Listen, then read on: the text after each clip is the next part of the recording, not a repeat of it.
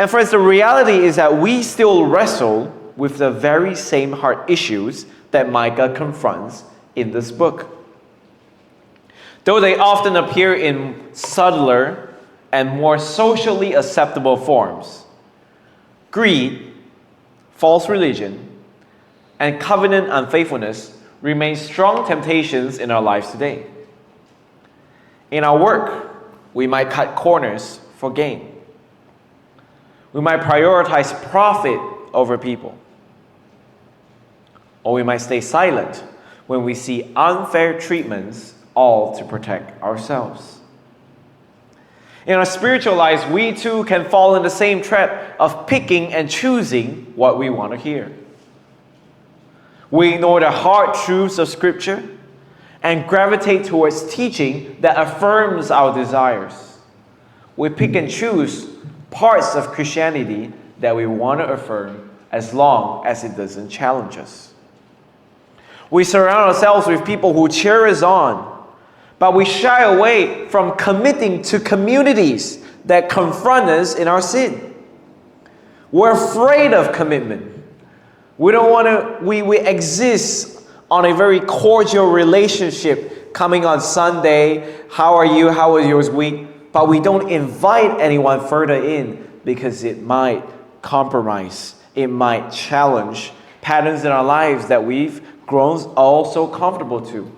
We reject the faithful, gentle correction of our spouses, insisting that we know better, insisting that we are the ones theologically educated, the ones who've been in ministry, the ones who understand the Bible. We compromise integrity every day in small ways. We ignore parking tickets. We're dishonest in timesheets. We manipulate income on our taxes. And the list goes on. These minor actions, God says, reveal a divided love. Yes, it doesn't sound that bad. Yes, it seems minor. But we want to follow God, but we also want to protect our self-interest. When we compromise, we reveal that our love for God is often mingled with a love for control, a love for comfort, and a love for gain. To which we shall ask, what then do we cling on for security? Who then do we rely on to be our source of trust and help in times of need? The danger of compromise runs rampant, perhaps even more so, in a Sarawak Christian culture, where it's very easy to do the minimal things that are required, but we've gotten lukewarm. And with compromise, there always comes a price. Part 2, the price of compromise. The second section of Micah, the second point, touches on the price of compromise. Because Israel has compromised their spiritual and moral integrity, they will pay for their actions. Let's go over back to chapter 4. In verse 9 to 13, the prophet gives a vision spanning both the Assyrian and Babylonian crisis. Judah is portrayed as crying out in distress, for the human king is powerless, and no one is left to give wise counsel.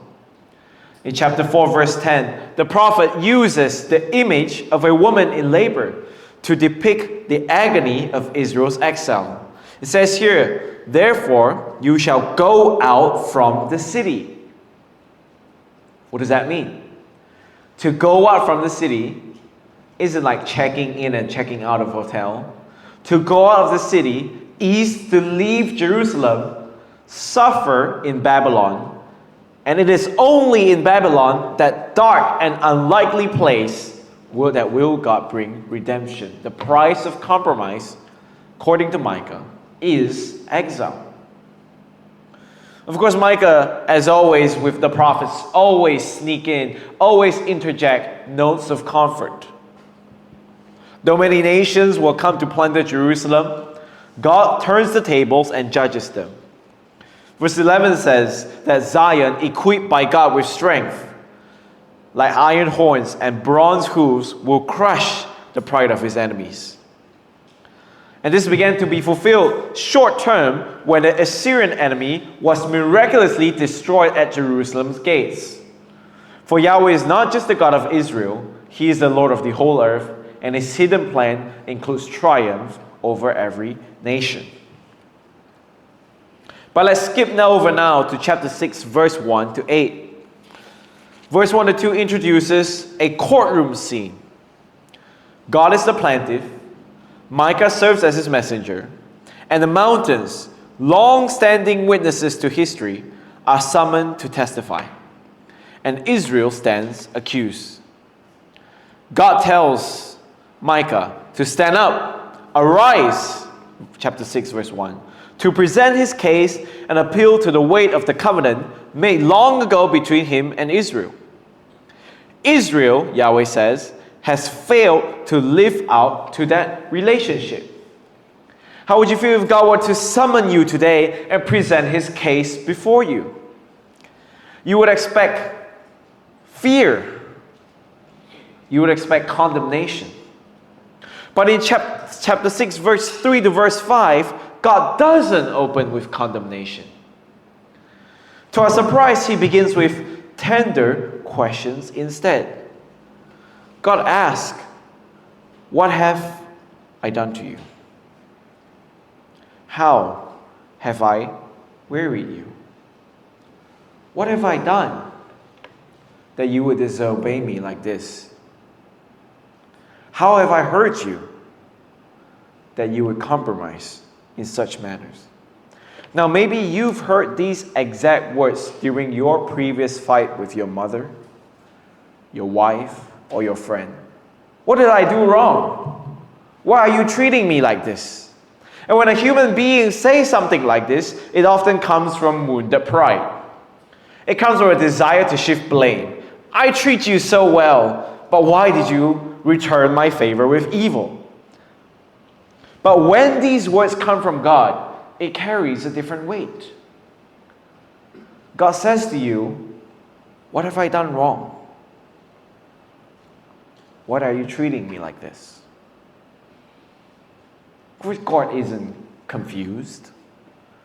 He's not seeking sympathy. Nor is He trying to justify Himself. He reminds Israel, He reminds you, that He has been nothing but faithful and gracious towards you. But Israel, by contrast, wrongly feels entitled to accuse God, to assume that He is harsh or unreasonable. But it's not God who's failed. It's the people who has forgotten His saving acts. God lists all the things that He's done for Israel, verse 4 onwards, chapter 6, verse 4. "I brought you from the land of Egypt, redeem you from the house of slavery, send before you Moses, Aaron, and Miriam. Remember what Balak king of Moab devised, what Balaam the son of Beor answered him, what happened for shifting to Gilgal, that you may know the righteous acts of the Lord." If God has done all this, He can deliver them again, if they only turn back to Him. The problem lies not in God's power, not in God's faithfulness, but in Israel's hardened heart. In fact, we see an example of this in verses 6 and 7. We see a worshiper trying to buy God's favor through increasingly extravagant sacrifices. "With what shall I come before the Lord and bow myself before God on high? Shall I come before Him with burnt offerings, with cows a year old, with thousands of rams, 10,000s of rivers of oil? Shall I give my firstborn for transgression?" You see what this person is trying to do. This worshiper depicts Israel and depicts all of us. That we try to increasingly earn God's favor through extravagant sacrifices, should I give you even my own son, Lord, that you would redeem me? What should I do to please you? And it's in this context that we arrive at the keystone verse in chapter 6, verse 8. He has told you, O man, what is good. And what does the Lord require of you but to do justice and to love kindness and to walk humbly with your God? Yahweh says, I've already given you the formula. Defend the oppressed. Hold the guilty accountable. Show steadfast love and kindness to the vulnerable. Live thoughtfully in step with God's will. Reject arrogance. Lean on God. Don't just perform the rituals. Obey Him. Live lives shaped by His character. What does the Lord require of you but to do justice and to love kindness and to walk humbly with your God? But because Israel has failed what God requires, Micah begins with a personal lament in chapter 7. Chapter 7, verse 1, woe is me. He starts by accusing Israel's leaders. He compares himself to a vineyard worker who, after all his labor, goes out expecting to find the first ripe, sweet fruit. But he finds nothing. There is no cluster to eat, chapter 7, verse 1. No first ripe fig that my soul desires. And in verse 2, Micah laments that there is no godly people left. Instead, leaders are like hunters, lying in wait to trap and harm others. Verse 3, their hands are on what is evil to do it well. To the prince then judge and ask for a bribe. Rather than simply accepting bribes, they aggressively squeeze the people for them. And the leadership here is likened to thorny edges. If anyone seeks justice from them, they will get hurt instead. Then in chapter 7, verse 4, Micah pronounces judgment. The city is now in chaos due to the siege by Assyria. There's panic anywhere. Social order breaks down completely. People can't even trust their closest companions. Friends, spouses, family members, relationships that should be the most secure are now filled with betrayal. Now, these three sections together paint a sobering picture of what happens when God's people compromise. We see God's people in anguish because their trust has shifted from God to earthly kings. We see them being sent to exile.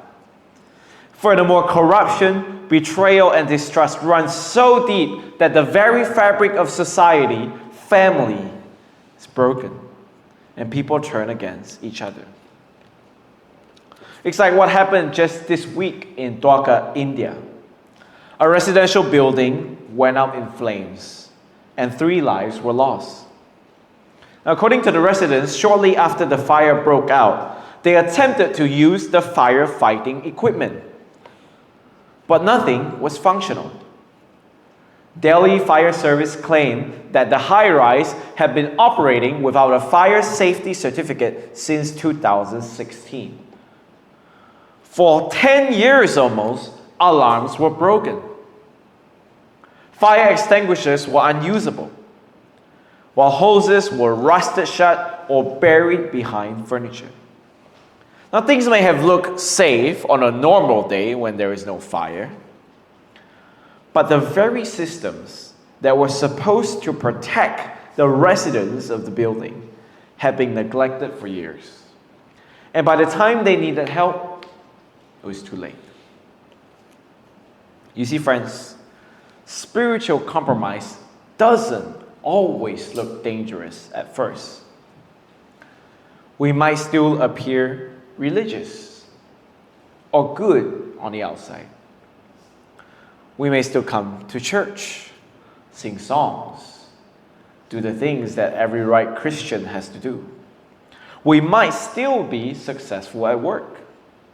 Even when you compromise, might still be extra money left in the bank at the end of the month. Life seems fine. But from the perspective of God, beneath the surface, something is quietly eroding. We've pushed God to the side. Like Israel, we still offer the sacrifice of church attendance. Perhaps even our offering, if we even do that. But we cling to our idols. And we convince ourselves that doing the bare minimum is enough. The church seems to be doing well. Why should I need to give part of my paycheck into the offering box? No one is watching. How would they know what type of media I consume while nobody else is around? No way this person will find out that I just gave a dishonest piece of work. After all, out of the 10 projects, 9 were fine. I can afford to compromise on this last one. As long as no one notices, we think we're okay. But compromise has already begun to rot the foundation. And when the fire breaks out, we may discover that everything we trusted in has failed us, just like the broken alarms and dusty extinguishers in that Delhi apartment. That's why Micah's call is urgent. God doesn't want empty sacrifices. He wants hearts that walk humbly with Him, love mercy, and do justice. And the longer we ignore this call, the more our lives hollow out. But if we return to Him, even in a broken state, Micah reminds us, my God will hear me.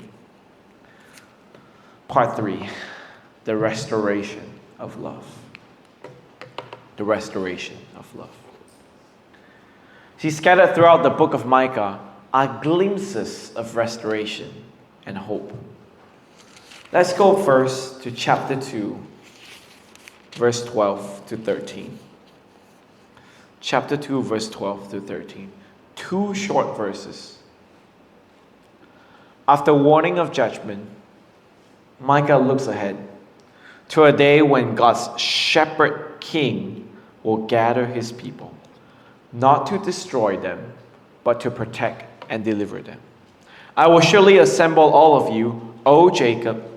I will gather the remnant of Israel. I will set them together like sheep in a fold, like a flock in its pasture, a noisy multitude of men. He who opens the breach goes out before them. They break through and pass the gate, going out by it. Their king passes on before them, the Lord at their head. This shepherd king will bring the faithful remnant of Israel together, like sheep in a fold. This Messiah will break open the gate, that the people will stream through it. And finally, the Lord goes before them as their king. Now we see this partially come true in 2 Kings 18. The famous story of the Assyrian king Sennacherib sieging Jerusalem.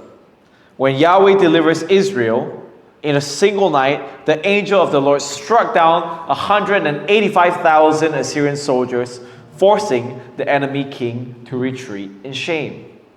So we do see some of this deliverance that was promised in here in the immediate future. But of course, Micah's vision looks beyond Jerusalem's immediate salvation. In chapter 4, verse 5, we just turn one page. He speaks of a future age of glory, when the people of God will rebuild the temple of Zion. But that was only the beginning. Micah promises a day where the Messiah will reign in the heavenly Mount Zion and brings down the new Jerusalem from heaven, echoing Revelation 21. No longer will nations stream to Babylon. Instead of going to the symbol of human pride and confusion, they will go to the mountain of the Lord. They will say, as in chapter 4, verse 2, "Come, let us go up to the mountain of the Lord, to the house of the God of Jacob. He will teach us his ways so that we may walk in his paths."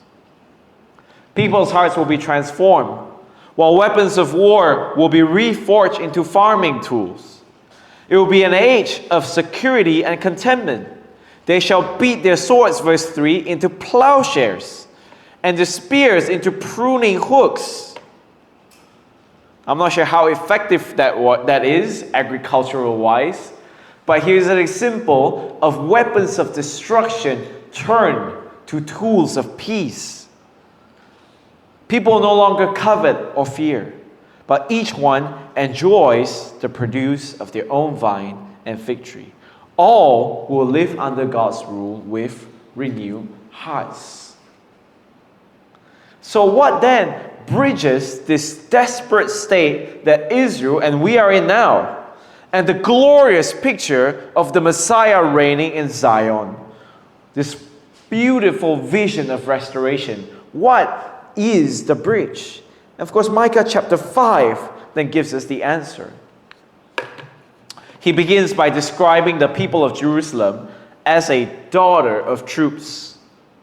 They are told to gather their strength as Jerusalem is under siege. Verse 1 shows the enemy striking them on the cheek as a symbol of humiliation. But then comes a turning point in verse 2. Although Jerusalem's king had failed, a new and better king will rise. Not from proud Jerusalem, but from the humble town of Bethlehem. Read with me in chapter 5, verse 2. "But you, O Bethlehem Ephrathah, who are too little to be among the clans of Judah, from you shall come forth for me one who is to be ruler in Israel, whose coming forth is from old, from ancient days." This is the same Bethlehem, tied to David's beginnings. The Messiah will come from this unassuming place, fulfilling God's surprising plan. According to Micah, Israel will be left in a season of waiting. After they get into exile, after God redeems them, it will seem like God will abandon his people. And we see this come true in that 400 years of silence between the Old and New Testament, when nothing is revealed. And all hope seems to be lost until this promised ruler in chapter 5, verse 2 is born. Zion is described like a woman in labor. And the people will be in labor too.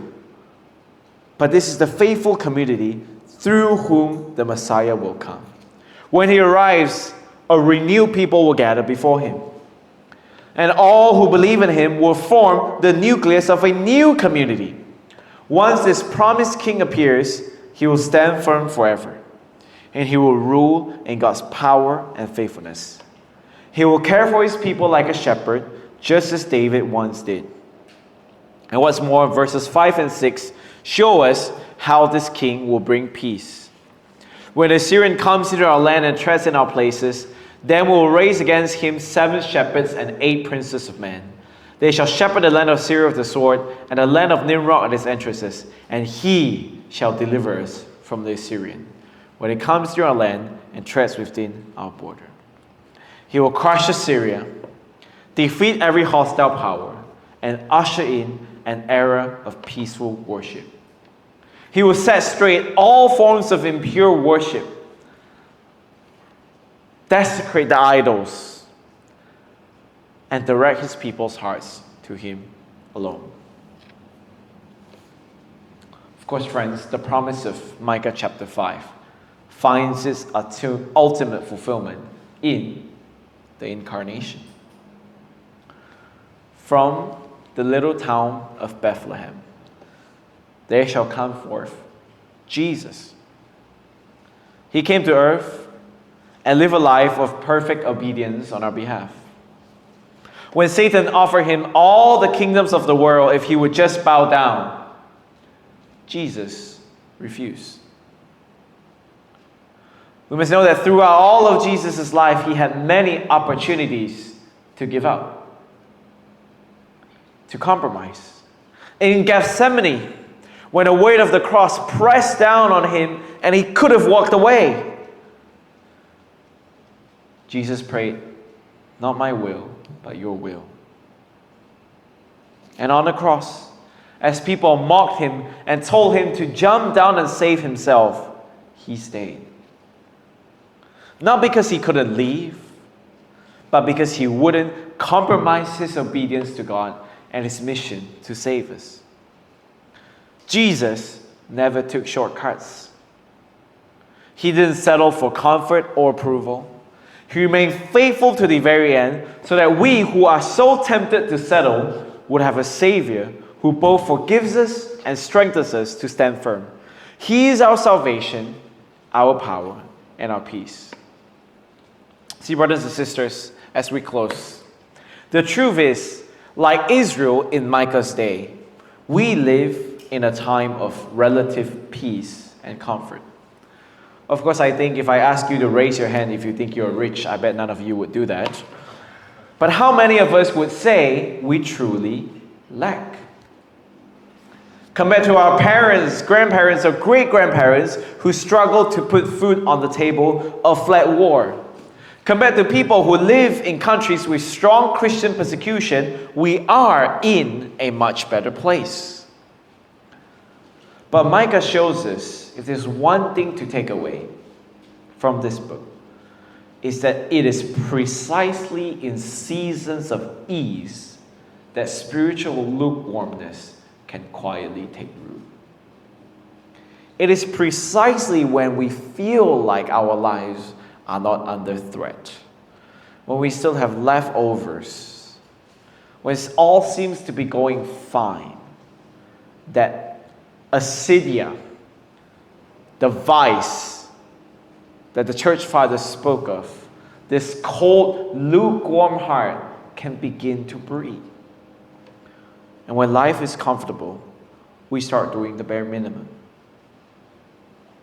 We start placing our own goals ahead of God's. And we start slowly drifting into compromise. Maybe it's in the area of sexual purity, where we allow ourselves to go a little further than we know we should because we deserve a little break. Oh, it's not as bad as what others do. Maybe it's in our relationships at home, when we're more interested in winning an argument than showing patience or grace. Or maybe it's in our schedules, where we exhaust our days with checklists, tasks, personal goals, and ambitions, and give God the little that we have left. Every day, the opportunity to settle for less abounds.